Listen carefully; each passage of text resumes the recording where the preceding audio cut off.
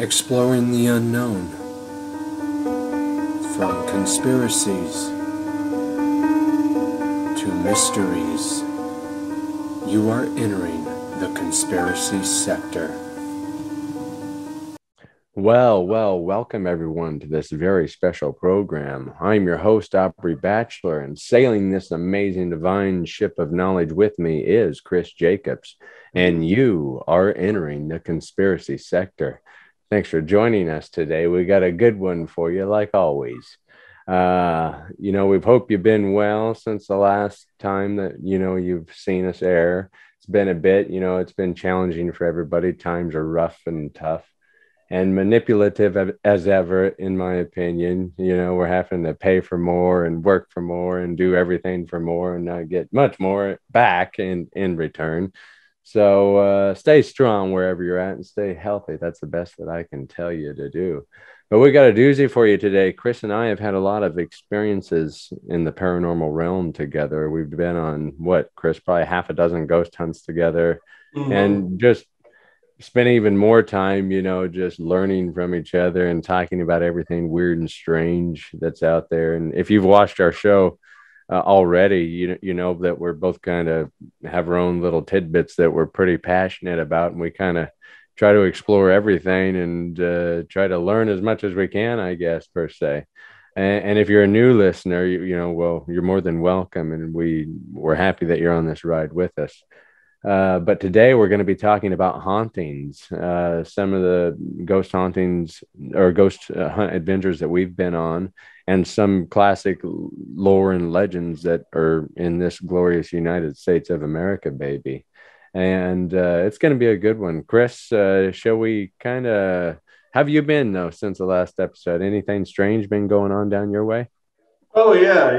There's to us it's like basically saying another Tuesday afternoon, pretty much. But we get ghosts in this house periodically. We've gotten aliens, entities, all that other noise in this house. But the most recent thing that took place was after we got back from Vegas, and I was here alone, trying to work on something on the computer.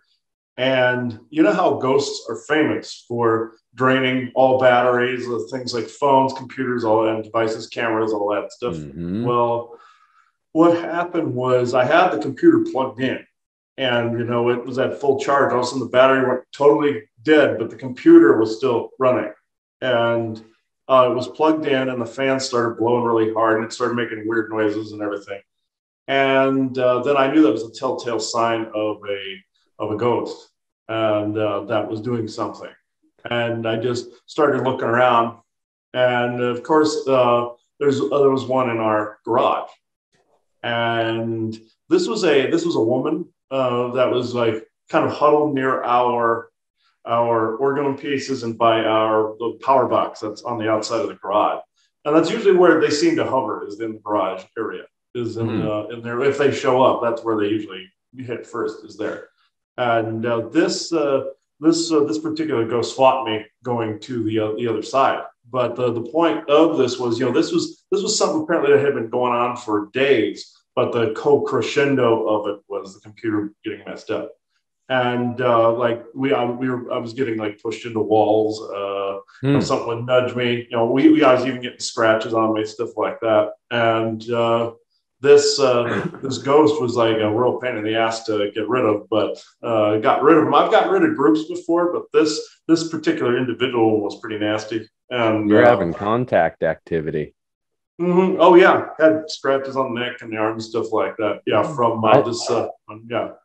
I've had a few too, and I'll try to send you this video. Yet we got a security camera footage from the middle of the night of one of the best orb videos I think I've ever seen, and it just happened randomly to us at night. I'm sure it's something, I'll try to send that over to you. That way, maybe you can put it in to give people That would be interesting a for little people to see. idea what I've seen. It's pretty cool, but there's some video footage of it is what I think is cool about it. Then you won't see it, but exactly an hour later, you'll see my lumbering ass get out of bed and let the dogs out to piss in the middle of the night. But So, kind of freaky. I was up right after that, shortly after. And I know that I was stirring in bed around that time after waking up and knowing about the video camera footage at that specified time.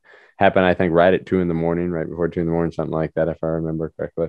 And one of my friends actually, who's very honest, if something like this would happen, I judge everybody when they tell me about, their paranormal activities and, body language, how they're telling the story, what happened to them, their emotional reaction, basically.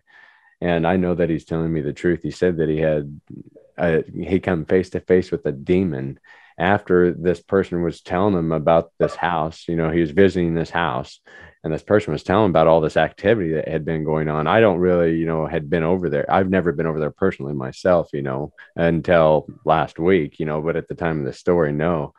And I didn't see anything, but I can believe it, because they go back to the house and all this activity happens. He swears that he's seen like the face of a demon. Apparently, there's a demon living in this house and like two ghost spirits living in the house.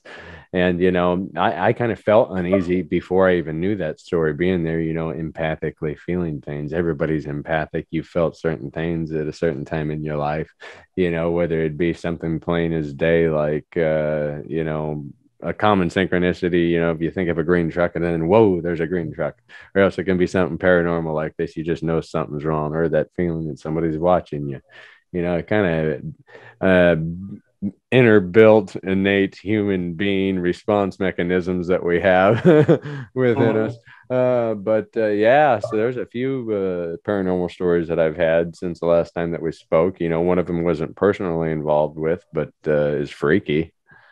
But nonetheless, if a demon was staring me in the face, it was just like the demonic appearance, apparition of just like a face to his shoulders, like out of the night. And then, Oh, I've heard many stories about like demons pushing their face through the threshold and looking at people like that.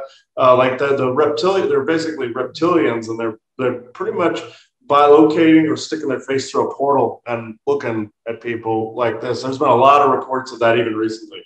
Of activity, a lot of demonic activity has been on the rise at the time of this recording. A lot of people have been coming to me to help me, telling me to get rid of stuff. So it's been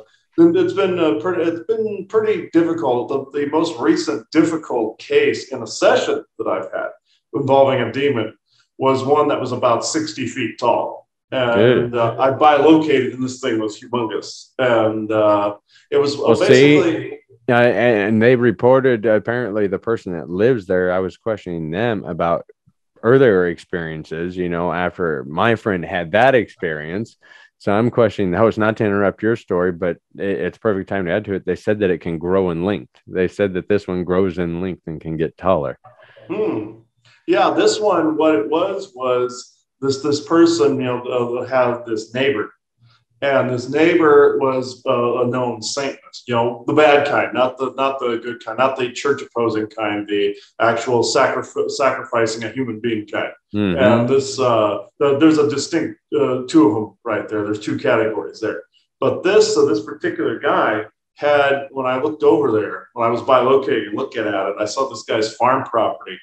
And there was this weird ether around the house. Like there was this kind of weird shield that looked like they had these little rocks that were moving all around the house and everything. They were just kind of sitting there floating like there was anti-gravity. And I approached, and there was this cat-like being that came out of this house. And it was an evil demonic thing. So I got rid of it. Then all of a sudden there was this giant face that was looking at me from the house, and this big like 60-foot thing stands up, and Isaac was the one that pulled me back to get away from this thing, and other beings came in and got rid of it. But this particular one, they said it was out of my league. It was too large. It was basically what's known as an archdemon, like one of the top types. And there's not many. There's probably 10 on the entire planet.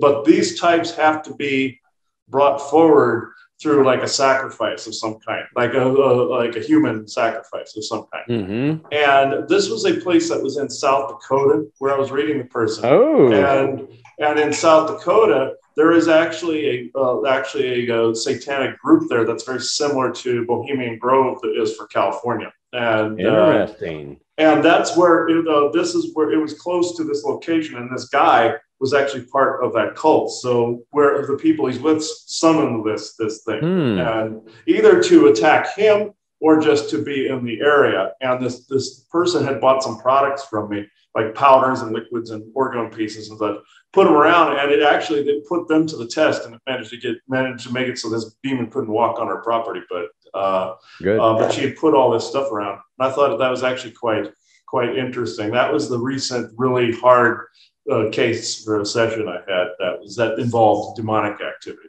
Sounds freaky, in my opinion. Yeah. Oh, yeah. Yeah. That was, it was pretty creepy. It was one that was basically out of my wheelhouse to get rid of. It was too strong. And if anybody hears a crackle on the show at the moment, my computer is being kind of an ass at the moment. So if anybody I was just wondering there. I was like, huh. Yeah. Hi, this is Aubrey Kane live, smoking on air, but we're coming back into you nice and relaxed after our usual technical problems that Chris and I tend to stumble on every show. I just get used to it. It's kind of a fun ride, but we're going to take you on a fun ride. We're going to get back into it real hot. We were on a ghost hunt together in the little town of Burwell, Nebraska. And Burwell is an interesting little town. You know, if you're from a big city and never been to tiny towns, you know, let alone in a Midwest tiny town, it's pretty interesting. And they have a big rodeo there once a year that's fun to attend. Everybody, if you're bored wanting a random trip, I suggest that you plan something random and go to it. I think you'd have fun. But this town has a lot of history too. And the place that we visited, the house that we hunted together, had a lot of history behind it as well. It's an older house. You can tell that the house itself has been renovated and, you know, changed throughout Chris, 120 years. The house is probably old now. 130-year-old house. So it's been changed, and a lot of people lived in it through those ages. And this one couple, guy gal, always was reporting like a man with a hat, like, you know, he was wearing like a top hat. You know, she just kept seeing this shadow man with a top hat. And this is the only ghost hunt that I've been on that I personally, I don't know if you have any EVP from that night, but I don't remember getting any EVP. But we had a lot of other strange activity together. Now at the start of the night, we had 4 people.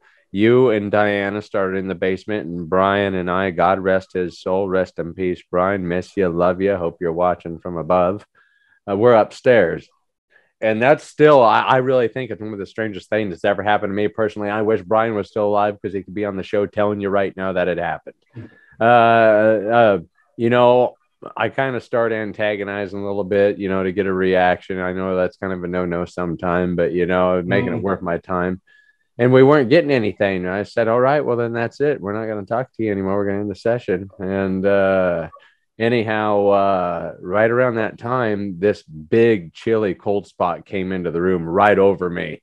And now we were there like January 5th. Now, January 5th, right there in Burwell, Nebraska, it's cold. It's probably 20 degrees at night, maybe 18 degrees.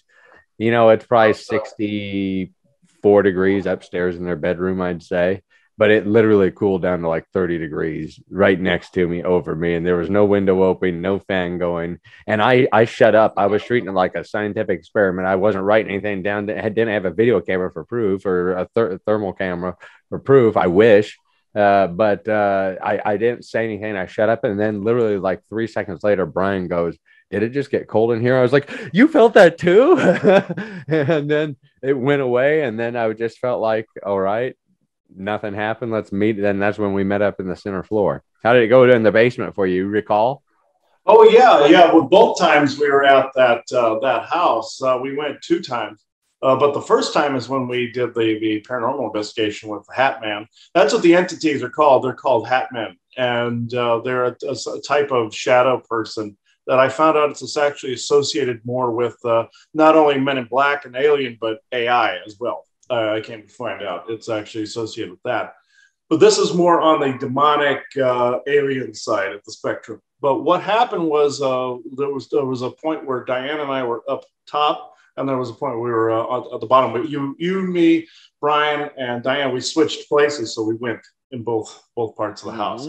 And I got recordings from that night or from that day on our YouTube channel. Further down, it's basically says Sage goes to Burwell, and it says the House of Priscilla on it. So that's you guys had to go check that out. Most definitely, it was a fun night. It was. I wish you could have been there with us. It was a fun night. We got sounds of like we got some demonic activity. We got the Hat Man being talked about on there. All of that. Yeah, you just reminded me. Then you remember I had that new speaker ball on my Ghost box, and that speaker ball fried out. And then Chris and I.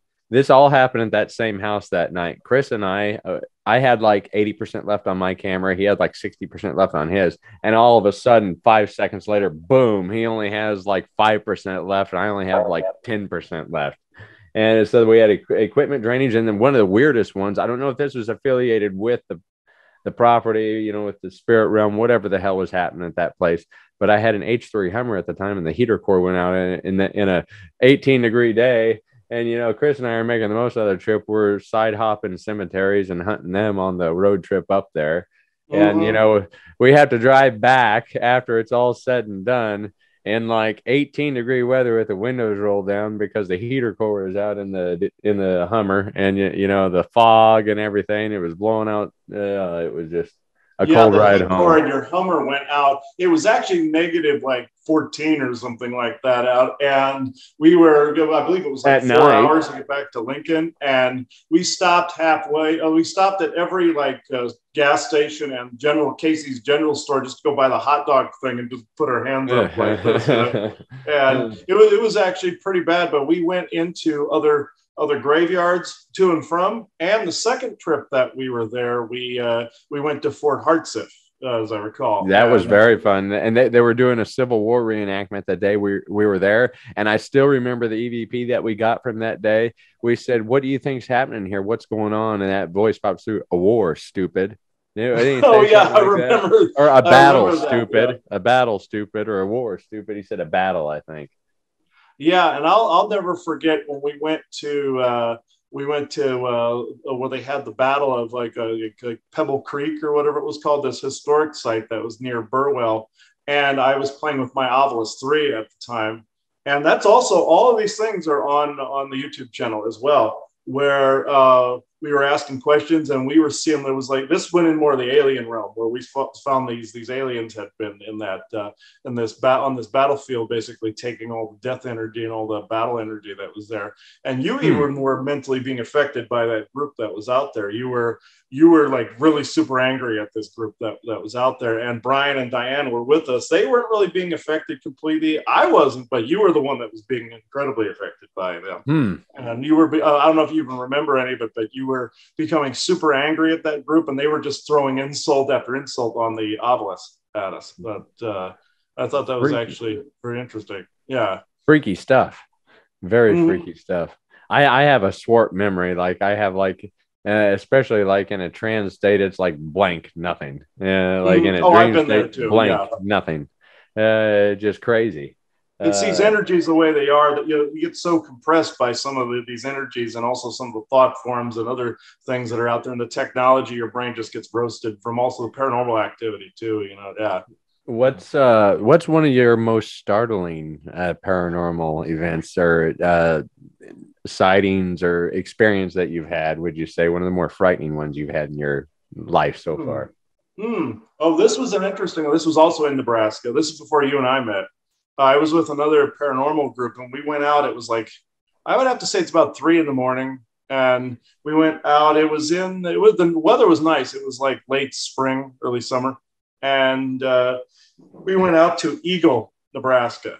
And there's a cemetery. There's Alvo and there's Eagle out there. Alvo was known for a demon presence and a satanic presence out there. Some Satanists summoned a demon out there. And there was a person I was with at the time that got a picture of this big orange demon out there in Alvo, but we decided to go over to Eagle.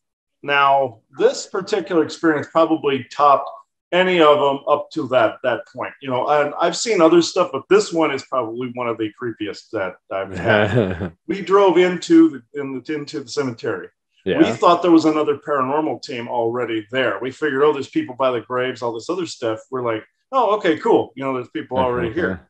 We drove all the way to the back, and we parked, and we shut the headlights out and everything. And it was a full moon, and it was fairly lit, and we saw all these people wandering around, just kind of like zombies. And we looked at them. I just stood there looking at them, and these were full body. These were not like anything could pass through. You could literally, light wouldn't pass through them at all. So, and they were flesh, blood looking. And they were just kind of meandering, like how you see zombies in The Walking Dead kind of moving around like that. And then I looked at him. I looked at the guy I was with at the time, and I said, yeah, I don't think these are human, And then it dawned on him that these were all ghosts. And he practically, shit his pants. So it was like... You literally seen Walking Dead. Yeah, it was literally The Walking Dead. And there was an old man that was making this weird, like, grunting noise towards the back. And there was some young people, some old people. And I decided to walk amongst them, like walk up to them. And they literally turned and all their hands came towards me like this. They were all like reaching for me like this. Yeah, you're crazy. I would have, I don't know. I might have walked up to it then. Okay. And I felt them touch me. They were doing this on my like, face and everything. And I walked all the way to the other end and back. It was like a gauntlet. And we I had brought a spotlight with me. So we figured, okay, and we shined it on them. Whatever we shined it on disappeared. It just vanished.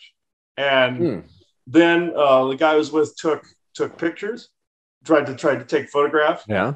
And I wish somebody had tried to take video of this. This would have been no doubt. Like if we had a smartphone then or something, that would have been great.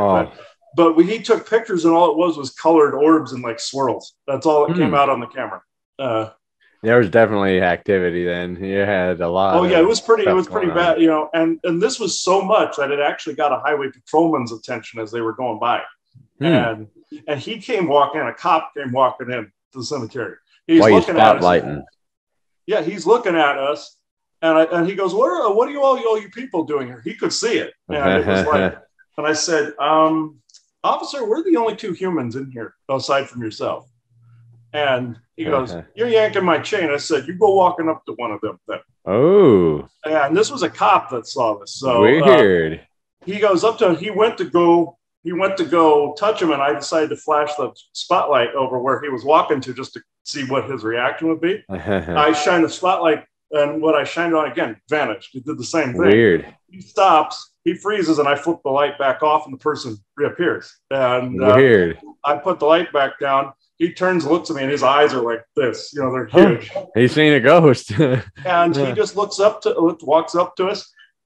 He's kind of shaking, and he goes, "All right, you guys have a nice night." He just we'll see you. Ran back to his patrol car. So he was severely creeped, at that point. And I thought that was actually fairly funny. These ghosts did not disappear until about a sufficient amount of time passed. It was like maybe 20, 30 minutes. So, and when the moon changed position. Yeah.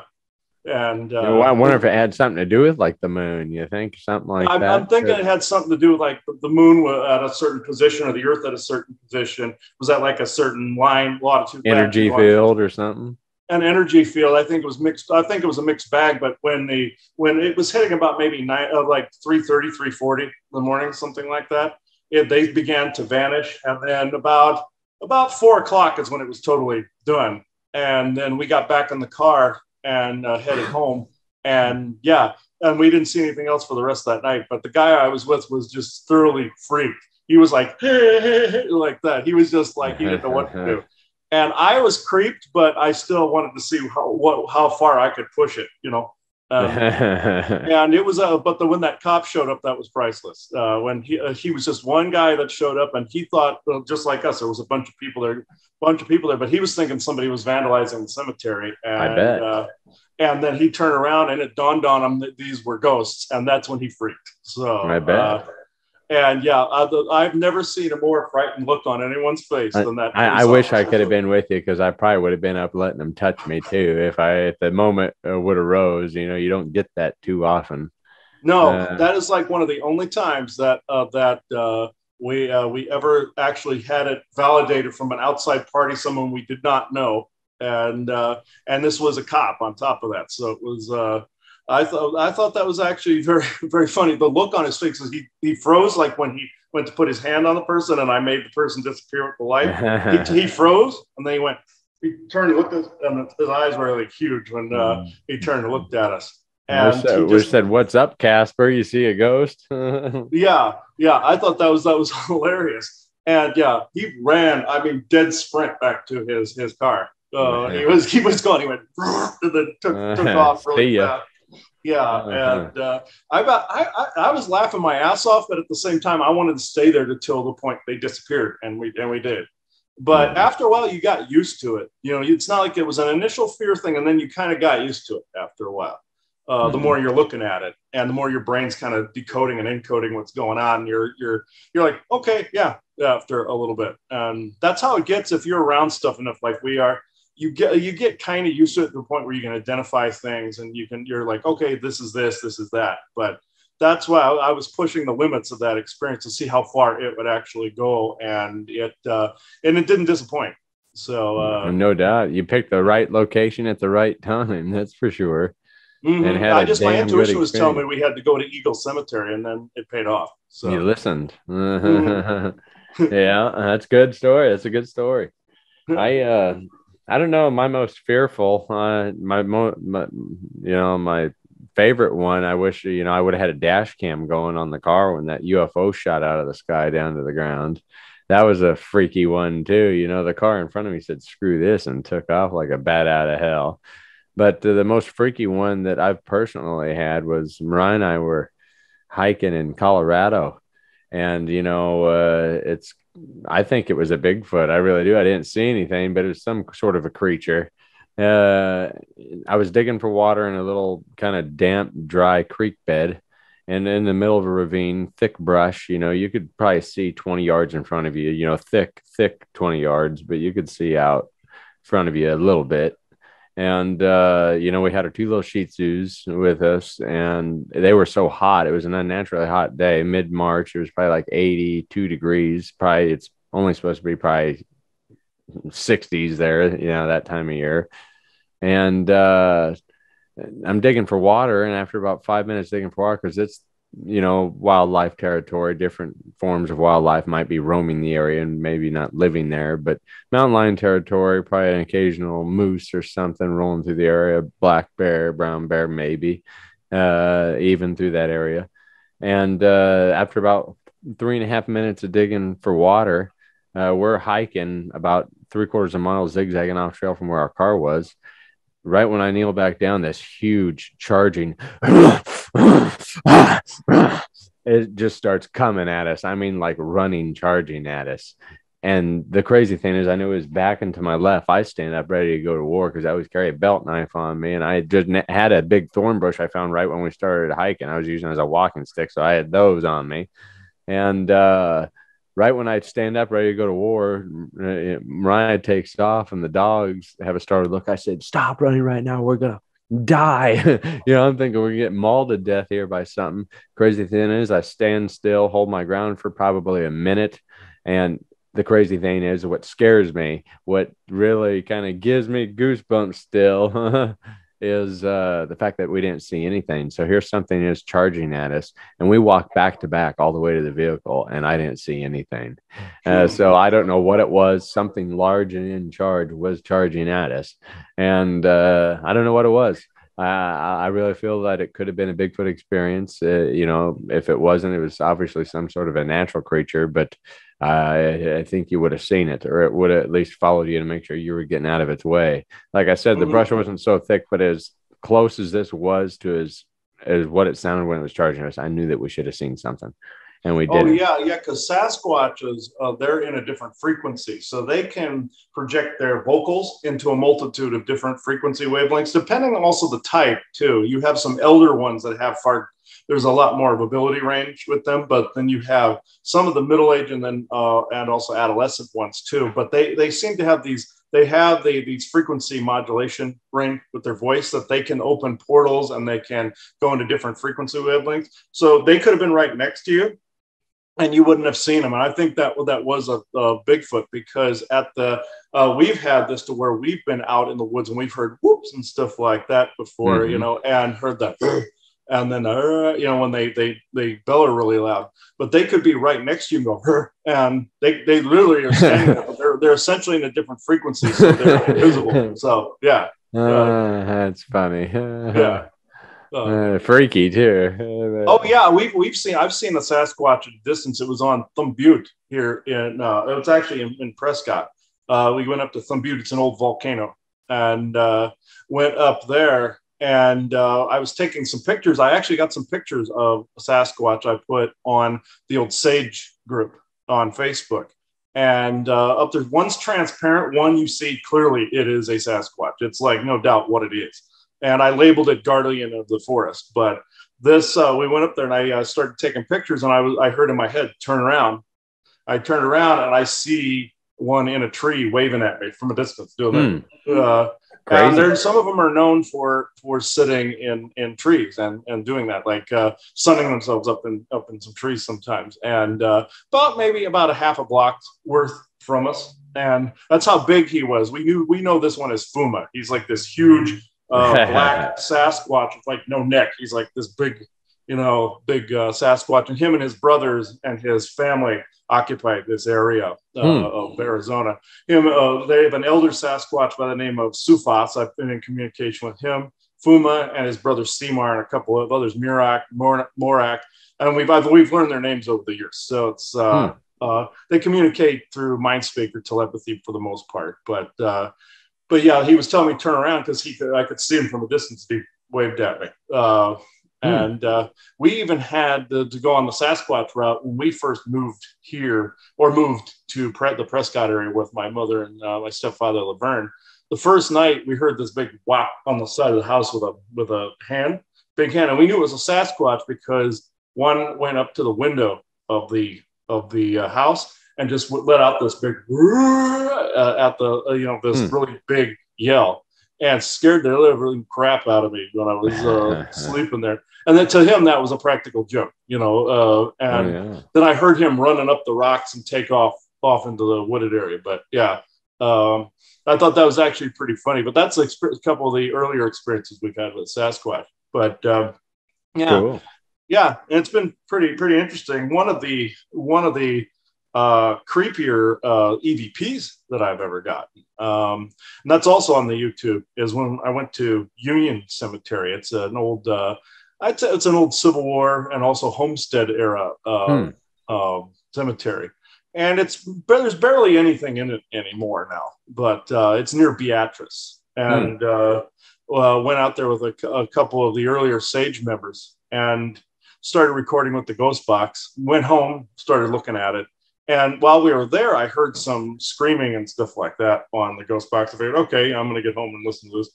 Well, I listened to it, and I was asking who was there, and I heard somebody, please help us, they're eating us. And then I heard this loud scream on there. I'm going, all right, that was one of the creepier AVPs that we got out there. And that's a good spot if anybody wants to look up a Union Cemetery. It's an old, very aged cemetery. But there's not a lot of graves in it. There's probably maybe 6 if there's that. I'll have to go check that one out. I haven't been there. That and Gilbert's graveyard. I'm not sure if it's still intact now. Me and another S.A.G.E member later on went to, I believe, Gilbert's graveyard. Kathy listens to this. I went with her.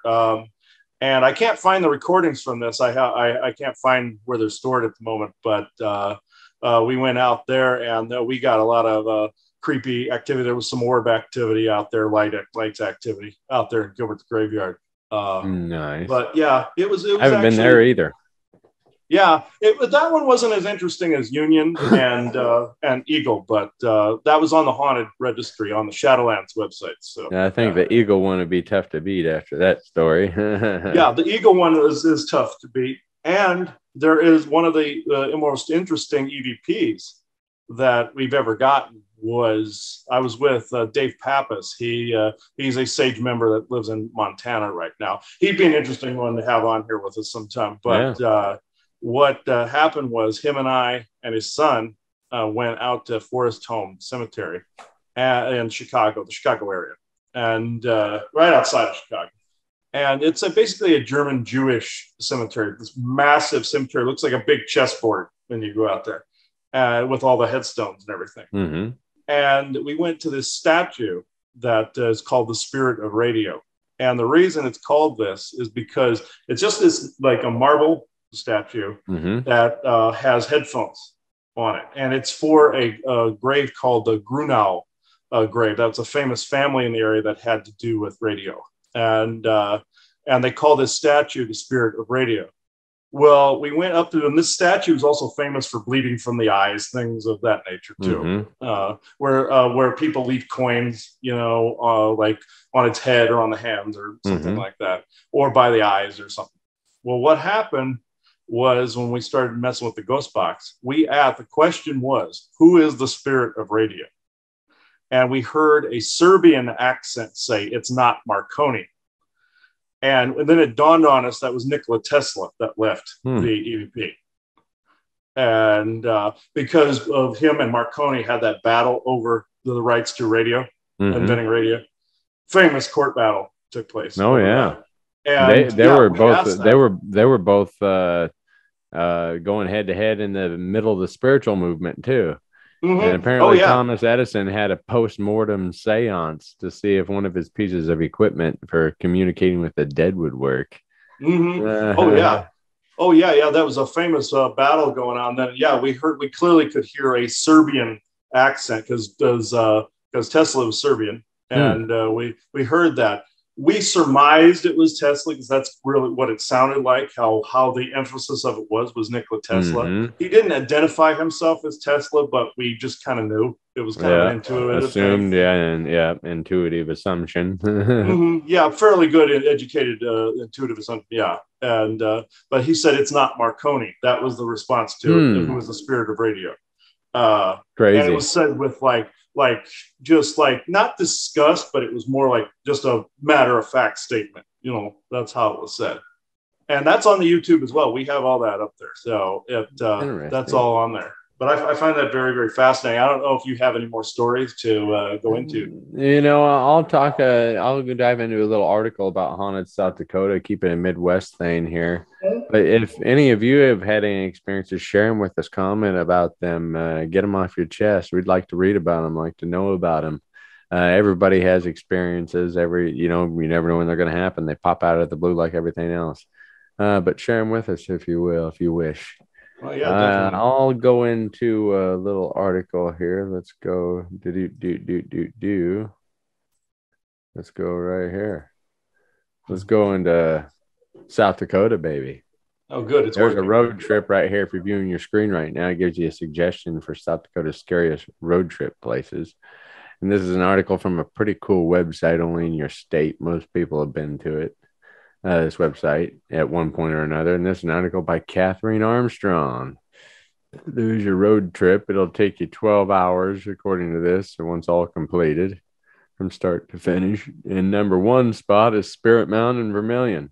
Spirit Mound's hauntings go back, way back before white men found this place. The Sioux tribe believed that strange, short men with misshapen heads haunted that area.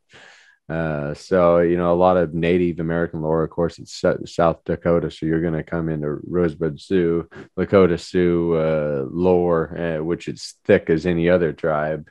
And pretty interesting. We could just do a show about Native American myth and legends and lifestyles and everything else.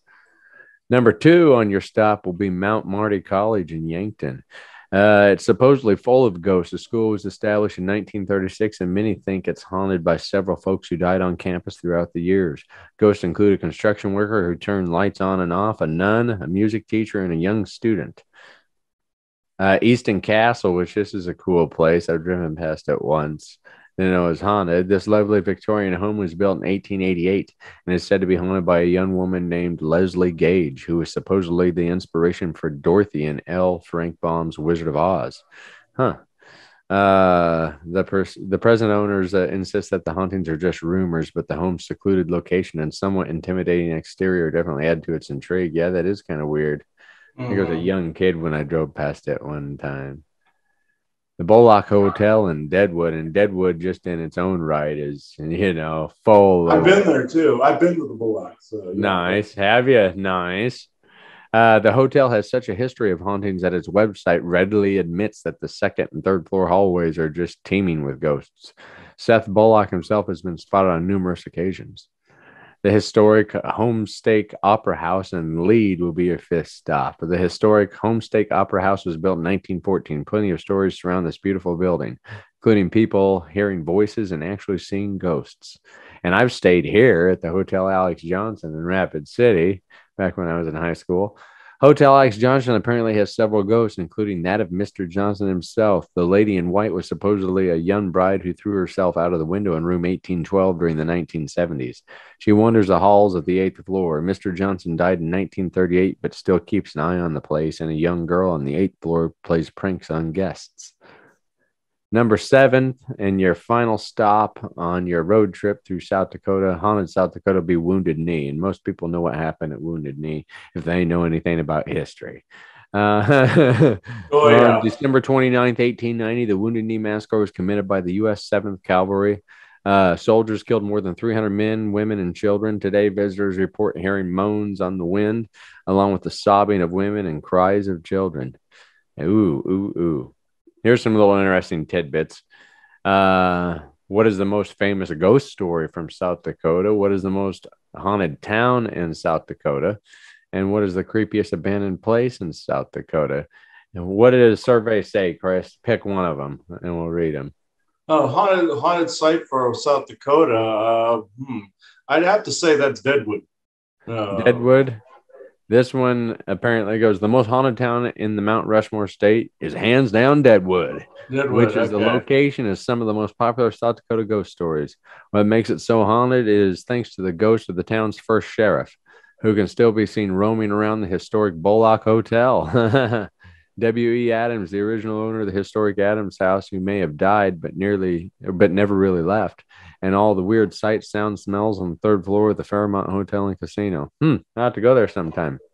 Mm-hmm. Oh yeah, we went there. This was back when I was a teenager. We took a trip from Lincoln. My grandmother, my mother, and I went to Deadwood, and Nice. We took a trip there, and it was real interesting. We went into the Bullock. We didn't stay there. We didn't stay in the famous room, but we went into one of the nearby hotels. And there's several little casinos there. And my mother ended up winning enough winnings from a slot machine where it paid for the trip. And, that's all right. Yeah, and it paid for the whole trip plus food and gas. So it was like, I found out that was actually pretty interesting. We went up to where, Wild Bill Hickok's grave and all that. Nice. There, and we went through there. That was many, many years ago. Haven't been back since, but it was actually a very, very interesting trip. And we went through South Dakota, went through like to Wall Drug and all those places. But Deadwood was, all those stops, all those signs everywhere. People that live in that area will know exactly what I'm talking about. You cross the border, you're going to see Wall Drug signs everywhere. Oh yeah. But with Deadwood, I highly recommend that to paranormal investigators. My mother's side, I think she had things touching her and everything, when we were in the hotel room, all that other stuff. But we didn't go in we went in the Bullock, but we didn't stay in the Bullock. My mother and I wanted to look around, and we didn't get to stay in the famous room with Sheriff Bullock because I found out the way you summon his presence is you bring a deck of cards with you, and you can actually let's see if he'll play cards with you. And he moves cards like as a trigger I'll try object. to do that sometime. Yeah, trigger object. If any paranormal investigators are interested, put that on my go there and have a bring deck of cards with you. That sounds like a paranormal bucket list item. Yeah, it is. Oh yeah, it is. I never got to actually stay in the famous room where it's killed. So yeah, thought that was real interesting. What's also real interesting here is normally we have a guest at the end that talks. And, we were mentioning our friend Brian. That's who I'm talking to right now. He's come through on Interstellar Council before. Like 2 days after he passed away, he actually did a channeling on Galactic Interstellar Council with us on that Friday, a couple days after he passed. So, I'll do a bit of a backstory for people that don't know this. Our friend Diana, I'll just say her husband, by all intents and purposes, that's who he was. So he passed away, and she called and told me that he had died.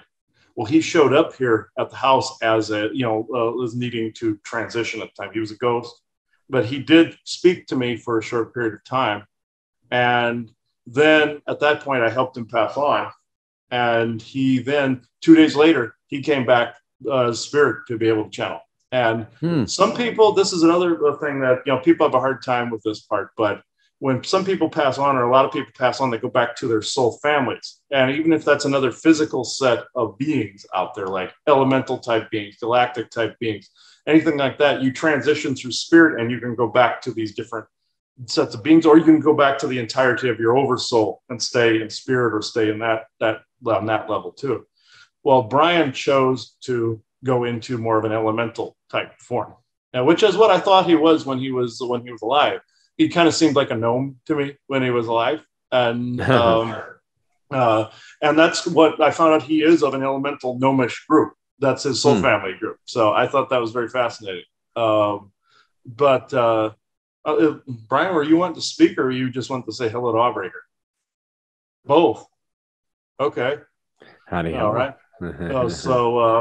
Now remember, if he's fused with me, like if you try to ask for certain validations and stuff like that, if my brain doesn't know it, it's going to cause like a weird schism. So I always warn people, channelings don't work how you think they work. So it's like, sap a lot of energy out of you too. Yeah. Like if I've had people do, like when I'm in a channel, try to get if it's their dead relative, to try to validate with some fact or figure that I wouldn't know. Sometimes it works, sometimes it doesn't. And it tends to pull on my brain a little bit. So that's why I was warning you about that. But you wanted to talk? Yeah. Okay. Yeah, I figured you were going to be the one to show up for this. Yeah. All right. Very strong presence too. The energy's been kind of really chaotic in this house lately, but it's like he's clearing this. Him and a bunch of his soul family are here. So it's like, I thought it was going to be Isaac, but then Isaac said, "Here, I brought Brian through." Ditching out. Yeah. Perfect. So let's see here. Be good to have Diana on this show too sometime. Yeah. So, that'd be cool. Yeah. Inner swap stories. Yeah. So Diana, if you're here in this episode, yeah, it'd be great to have you on here. So, okay. Yeah, you're real strong. Okay. All right.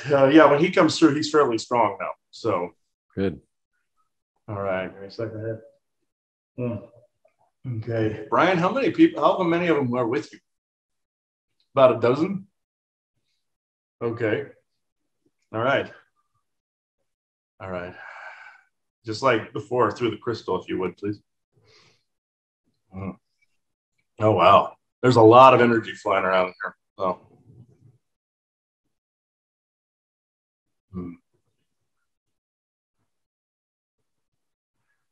Well, hello there, Aubrey. Howdy ho. This is actually both of us speaking in this form, but it has been a while, but I have actually paid you a visit on more than one occasion. This is Brian. I know you may have a skeptical bone about you, but I feel like I felt your presence a time or two. Yes, when you were out by your fire and also gardening, and a couple times at work too. And you and Mariah were at home watching a movie, I believe. I came around. It has been interesting seeing from this perspective and seeing all that we captured in the past. And this is actually an interesting point that could be made. When you are doing the recordings, getting images of orbs, getting images of ghosts, demons, what have you, you're only getting a very small fragment of what's actually there in a lot of cases. It's a mixture of alien, elemental, ghost. But like if you're getting a little light or something, you're only getting a fragment. But with sounds, you're actually getting far greater than in the light spectrum. You are getting anything from military to ghost to alien to elemental to dimensional. but it is actually dangerous. The ghost box, the PSP7 that we used, actually can open doorways if used for a prolonged period. I've warned him by this too. This is a very interesting turn of events that we are talking in this way, because even I didn't completely know that I was going to come through this. This may be a surprise to people. When you go back to your soul family, you see, you don't always see every little nugget of information or every little bit of creation. In spirit, yes. When you go back to your soul family, you may have this intuitive inkling that you are supposed to be around. But this is actually just as interesting for me as it is for both of you, seeing it from this perspective. So you can go ahead and ask me what you like, Aubrey. Well, it's finally nice to chit-chat you from this angle. Appreciate you for being around and watching out and watching over. I guess since your other side, what's some of the most interesting things that you've come to know other than your soul family? When I was transitioning, when my human form was just as surprised as everybody else at my passing. It was so quick that it was a surprise. Extremely quick. From I that didn't believe perspective. it quick. Yes. And I was shocked myself, you see, even in the ghostly form. But the transition is the most unique part, you see. When you're of a ghostly figure, like I was, as I passed. And not putting blame on anyone. Ghosts, as he says, are formed either by somebody being held, an injustice or a lie or something that needs to be completed, etc. And then in my case, there was something that had to be completed by the transition. This is a unique area of that study. In that transition, I went to an area of spirit that he calls a transitional hospital or like a medical type of area. A human mind would perceive this as this, but it is really more of a transitional veil, if you will. And you go through this and you shed anything that cannot be in spirit. It is more of a healing or a transmuting of junk or worry or any sort of pain or anything of that nature that could have been held with the ghostly figure. In the spirit world, and upon transitioning, I did meet a variety of different people in spirit that were helping me go through the transition. Standing in the spirit world, it can become anything you wish it to become, you see. It's not like it's a distance away. It's always all around you. Every bit of spirit is around you at all times. And you could literally be walking through the spirit world itself as you're going through day to day. It's literally parallel. And as some people like to say, 3 feet off the ground, as it were. And going through that, it was like going into another room, but not being able to cross back to the previous one. That door was locked and closed. Going into the transition, I was able to then find out that I was indeed had soul family still in the elemental realms on Earth, in what you would call a pocket or a fissure like dimensional existence. This is more elementally based, gnomish based existence. But before that happened, being in the spirit world, you could literally go anywhere, do anything, and become anything you wish. Well, so that was my next question. A unique one. I was going to say, can you become anything you want in the spirit world? Absolutely, you can. You can choose to reincarnate. You can choose to go to any star, any planet, and in some cases, people can then go back to the entirety of their oversoulish type library, as it were, and then become any face of that library, any facet in any page of any book within that library. You see, you can literally become anything you wish. You can form whole worlds if you wish, and any whole dimensions if you wish. The possibilities are literally unlimited. Very interesting. What's some insightfulness that you can give us to live out the rest of our days before we transition? Well, just make sure that while you are living here, you are not stagnating. You are not living. Make sure that your as some people would say, your days are not wasted, or your days are not meaningless or devoid of meaning. Make sure that you have meaning in every moment that you walk the earth, because that type of moment does change when you go to spirit. As I said, when one door closes, another opens, you see. And that door does indeed close. You can again reincarnate, but it's not going to be the same identical experience, you see. You can go for the you only live once mentality, but even though that's far from true, in the current form that you are in, that particular form may never come again at all. So it is important to live in the moment and actually live as your sovereign being, and do not have any moments devoid of meaning. Well, thank you, Brian. I appreciate you for coming through, and it was damn nice chit-chatting with you.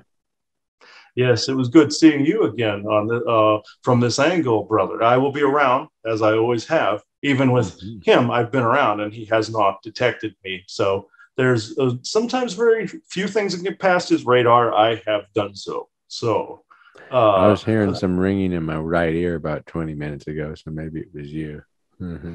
Actually, you're not completely wrong, even though my energy does clash with some of the other garbage energy that's out and about in your area and his. Yes, you are correct. I was letting you know I was around. Oh, perfect. Thank you.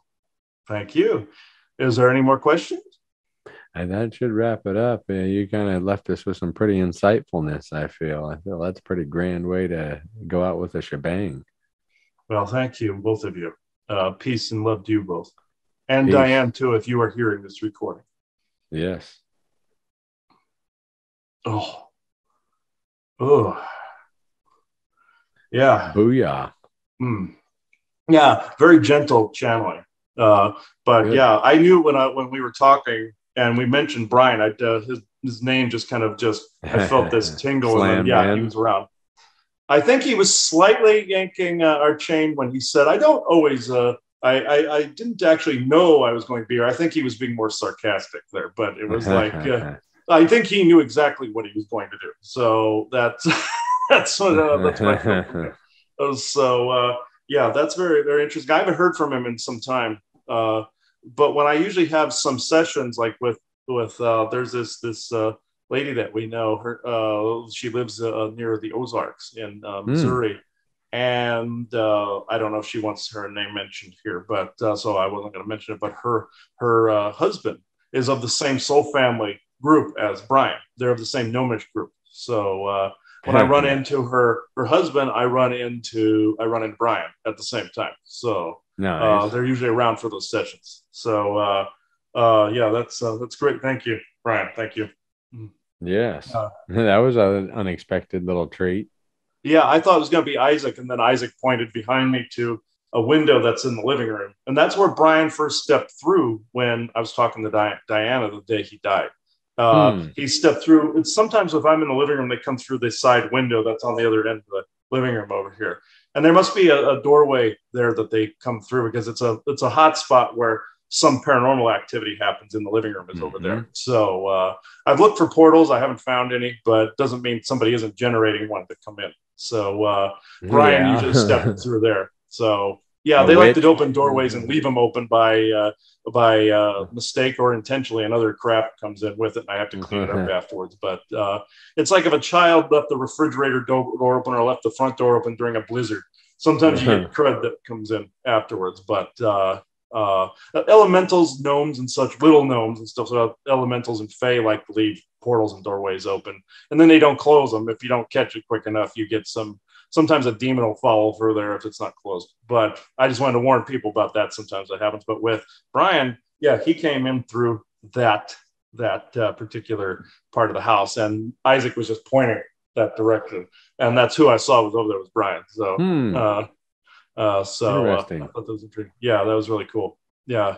So I don't know if you have anything to add, Opera, before we take it out. I don't know. I think we kind of ran the gambit. There's a lot more, more than we can cover in an hour, obviously. But That was an unexpected little treat way to end it. I don't think there's any better way to end it than that. Personally, if you're you or I, everybody else could probably care less. But I hope that I hope you learned something from this episode. There's a lot of really crazy places around your own town. Even you don't have to travel too far. Just research if you ever been interested in the paranormal.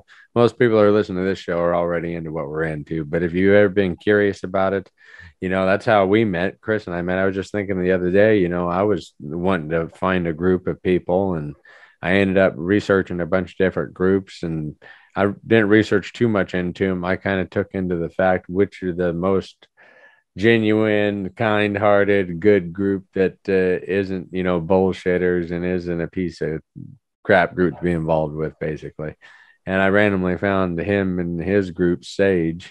And, so we've been on quite a few adventures ever since the get-go together, But wherever you're at, go find your own paranormal adventure, they're all out there. Lores, myths, legends, or, find what you crave, what fuels your adrenaline pumps.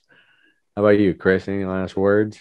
Oh yeah, most definitely. The paranormal activity, it can be adrenalizing, it can be fun, but also you have to heed caution as well. Doesn't mean you can't have fun with it. Doesn't mean you can't go to some of these haunted sites and some of these places of great paranormal activity or great elemental Bigfoot or any cryptid type activity. Just make sure to heed caution and also stay safe while doing it.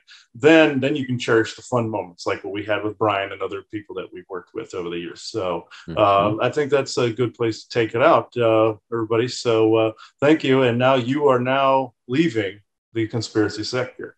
Until next time, everybody, we'll see you later. Bye-bye. Bye-bye.